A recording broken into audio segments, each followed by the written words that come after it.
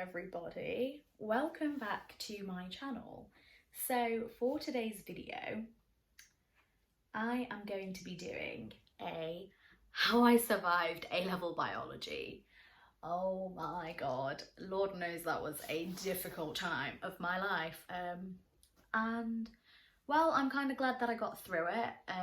I had many different techniques that I implemented to help me.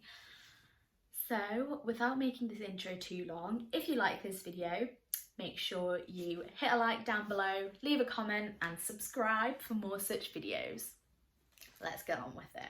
The first thing that I'm going to say is it is hard. Biology is very, very difficult. It is one of the hardest A-levels, I would say.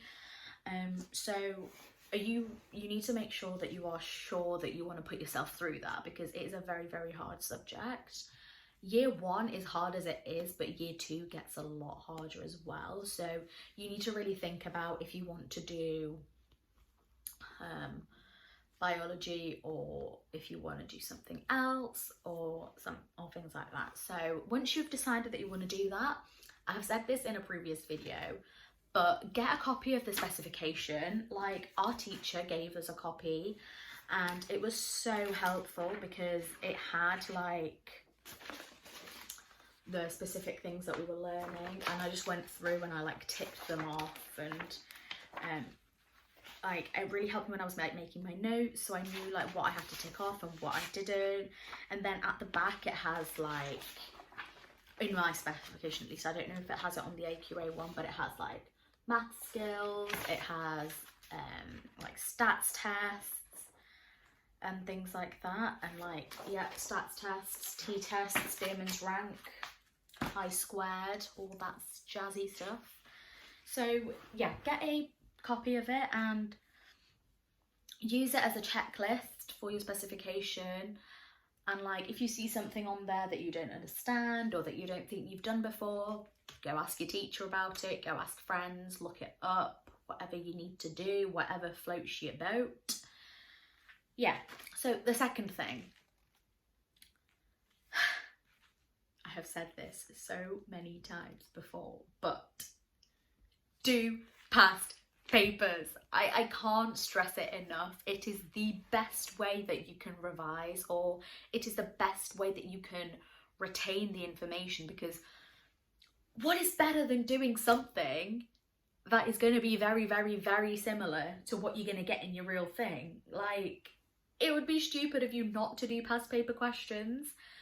So just heed my advice and do them. I've also said in previous video, make sure that once you have done the past paper, analyse it. Know where you went wrong. Know what you did wrong.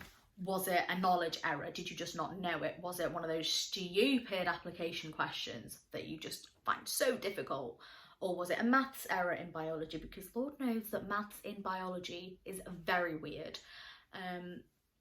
Just know what it is and then make a note of it and sort of go through and sort of, you know, really retain the information and like think about where you went wrong and like what you can do to improve that area, and make sure that you don't make that mistake again, because if you do, you're being silly.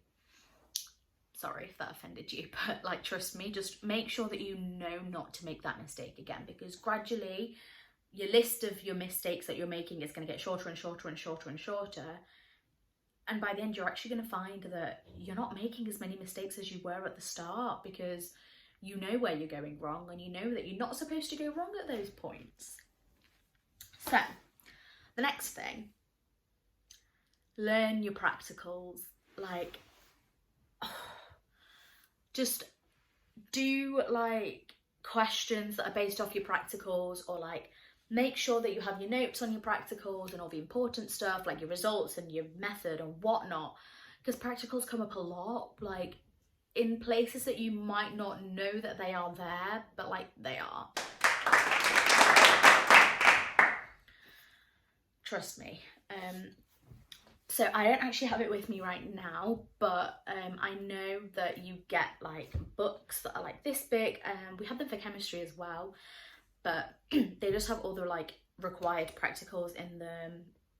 just learn them, learn the risk assessment, just know it off by heart, know the method, know the results and everything like that. And another thing, like kind of linked with that, stat tests. Okay, you are never going to have to learn how to actually do the statistical test, like how to actually like work it out, but you're always going to have to like say what it is, like the probability that the difference is due to chance is less than 5%, which means like you're less likely to, I don't know, something like that. Like I really don't remember it anymore, but it, like, make sure you know that little saying off by heart. If I remember it, I'll put it like in a little box like somewhere, or like I'll put it here or something, or I will link it down below, like the little quote. But just make sure you remember it. And like, I know I used to remember it in a really silly way, because okay, yeah, I remember how I used to remember it. So if it's less than 5%, you're less likely to be impressed, so you reject yourself. Do you get what I mean? Kind of. It's really silly, but so I always used to remember it like that. Less than 5%, you're less likely, reject. So that's how you do it. So if the probability that the difference is due to chance is less than 5%, you reject the hypothesis. Or if it's more than 5%, you accept the hypothesis, or whatever. You always need to make sure that you know what your hypothesis is. It's always going to be, there is no significance difference. It's always going to be, there is no significant difference in whatever it is that you are investigating in the practical or in the stats test or whatever it is. The next thing I'm going to talk about is essays. Synoptic essays, the 25-mark daunting ones that you get right at the end of paper 3, those essays. So the essay is not testing how much you know. It's basically just testing your ability to compile the topics together and sort of explain the topics, or like a concept or an idea.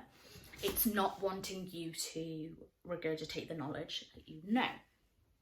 It's not a memory test, basically, the essay. So it's 25 marks, and you need to make sure that you sort of know what you're going to be doing. I'm going to sort of go through. I've got it all written down, double-sided piece of paper. So basically, some things that the examiner is going to expect you to do is they're going to expect you to identify the underlying theme of what the essay is trying to ask you. So chances are the question's going to be along the lines of write an essay on the importance of water in biological organisms, or like in organisms. And they're going to want you to select 4 or 5 different aspects or examples that you can use to illustrate the theme and talk about the theme. And you need to be able to write like a reasonable paragraph about the theme and like about the topic. So like, for example, in the water topic, you might want to choose, I don't know, mass flow theory, or you might want to talk about like tissue fluid or something like that, translocation, transpiration and things like that. But you need to make sure, like, it's all well you picking a topic, but you need to make sure you go into A-level detail. That is the big thing. You need to go into A-level detail about the topic and make sure that you know you're including all the right terminology and things like that. Okay, so make sure the essay is balanced.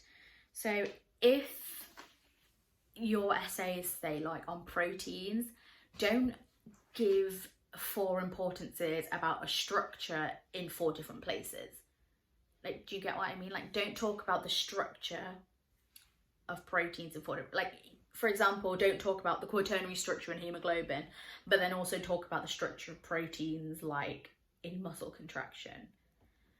So make sure it's balanced and you talk about different functions that proteins have in different places of biology.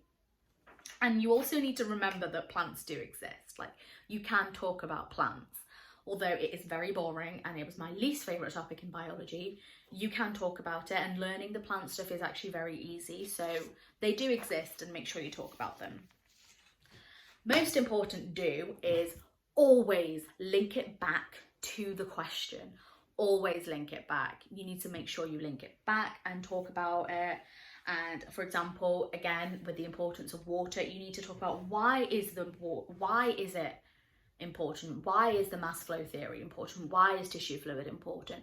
Don't just say you need it to survive, because I mean, any idiot knows that. Like, any idiot knows that plants need water to survive, and we need water to survive. So don't write that. Okay. Let's move on to the do nots. Do not spend more than 50 minutes on writing this essay. You are going to be wasting your time. Literally spend about 5 minutes planning it, write down the different topics that you want to talk about, and then just write it. So another thing, don't use diagrams to convey your thoughts, because they want to assess your writing skills. They don't want to know that you can draw, I don't know, the mass flow theory or like the tissue fluid and things. They don't care. They just want you to make sure that you can reiterate your knowledge into words and sort of write it like properly. Another thing is, don't repeat yourself. You're not going to gain anything. Like, don't talk about DNA in plants and then don't talk about it in animals, because it's the same thing. They do the same function. They have the same function. So just don't repeat yourself. You're wasting your time. Another thing is, don't include irrelevant information. Like, for example, if the question is like importance of DNA in organisms, don't start talking about like transcription and like gene probes and like gene fingerprinting and things like that, because that's not going to get you any marks. So yeah. And then another like tip that I'm going to give is, I wouldn't like rely on this, but you can get like up to 15 marks without linking your paragraph back to the question. Now, sometimes it is very hard to link the question, to link it back, but 15 out of 25 for this essay is a very, very, very good mark. So if that gives you a little bit of reassurance, then that's okay.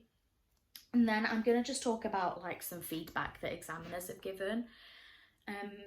A lot of students wrote about relevant topics, but then they failed to relate it back to the actual title. So if you can think of something that you can relate it back to the title as to why the thing is important, not that you need it for survival, do it. Like, it's okay.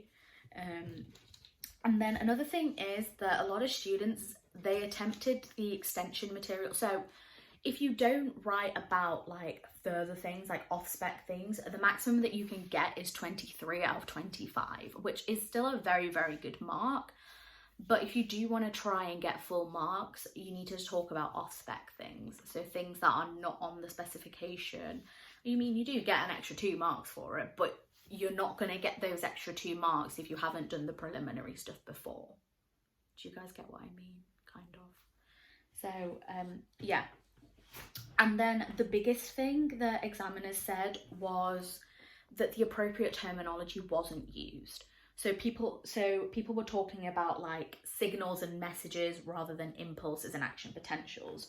So the use of A-level terminology is very, very important, because if you're not going to use that, that just becomes a GCSE standard answer, which is not what they're looking for. Like, you're doing A-level biology, not GCSE biology. And also, don't pick topics that you can't talk about in A-level detail. Like, for example, the topic of evolution and natural selection. It's a great topic, but if you can't talk about it in A-level detail, don't choose it, because it's not going to get you any marks. Well, it's going to get you some marks, but it's not going to get you enough marks. And make sure you're using the right terminology. Like, for example, instead of signals and messages, use impulses and action potentials, and, you know, things like that. So I really hope this helped. Like, biology was a really hard subject for me and I found it very, very difficult. But with these tips I gave you, I'm hoping that you guys can do well and it will help you ease the stress of biology. I know I was very, very stressed about it. So I really hope you guys enjoyed it. I hope it was helpful. And if it was, please hit the like button and subscribe down below. And in the comments, let me know if there's any other videos that you want me to post. Bye!